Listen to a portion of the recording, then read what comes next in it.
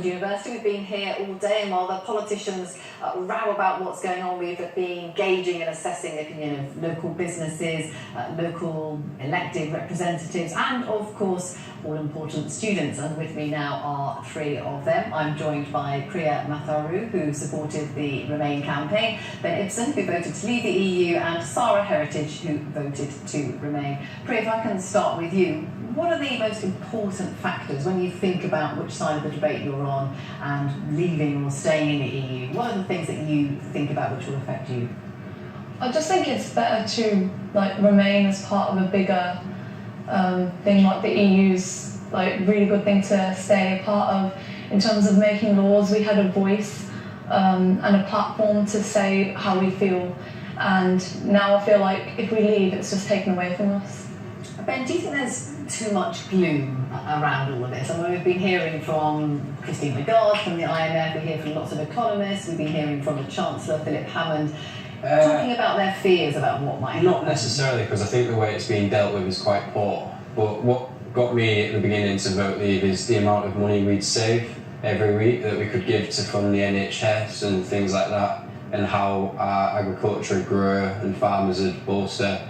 But I think how it's being dealt with is quite poorly, and if I had the chance again, I would probably vote to remain. But that is because of the way it's been handled, rather than the issue itself, if you like. Yeah, definitely, yeah.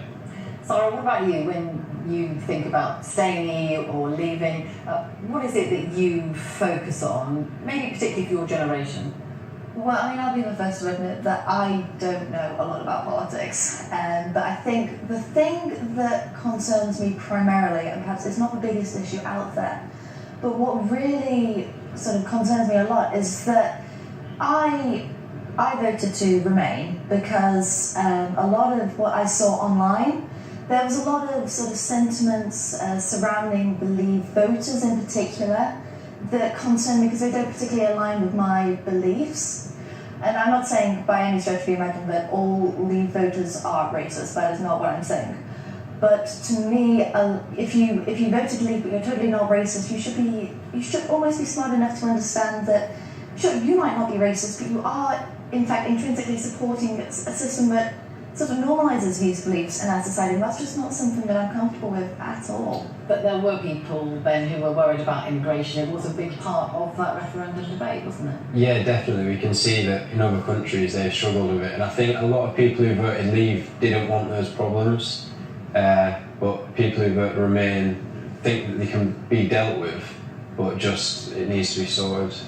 Priya, just to go back to how politicians are handling all this, there's lots of arguing over what should happen next. We're 6 months from the date when we leave. What do you think about when you look at politicians at Westminster and how they're handling all of this?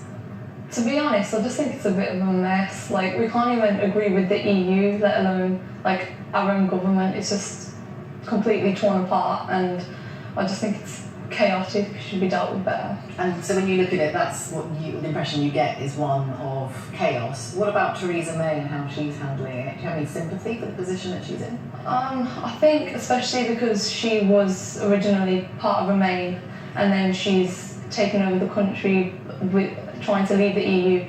I do sympathise with that, and I think she is trying her best, but she isn't. Her own party don't even agree with her. It's just a bit confusing and chaotic. Sarah, do you accept that it's going to have to be a compromise? Do you accept that we're leaving, or do you think there should be a second referendum? I 100% do support the second referendum because when the vote was put to us, which I mean, I don't think we should have had the vote, but if we were going to have a second referendum, I think the terms need to be laid out so clearly. And the whole vote was, nobody knew. It was just this notion of we could leave, I guess. But so you didn't feel you had enough information? I didn't have enough information at all, and I know that a lot of people do feel that perhaps the terms are not set out. We don't know what's happening. It's just this vague notion of we can leave, and for there to be a second referendum, we need those terms laid out, and I think that's what the government is failing to do. And what do you think about the idea of a second referendum, given that the first one was pretty divisive? And yeah, definitely. I saw that 28% of the population didn't actually vote in the referendum, so it'd be interesting if there was another one and a lot more people voted, which I'm sure they would, with the way it's being dealt, that it would be quite an interesting result. Definitely wouldn't be such a split minority either, would it?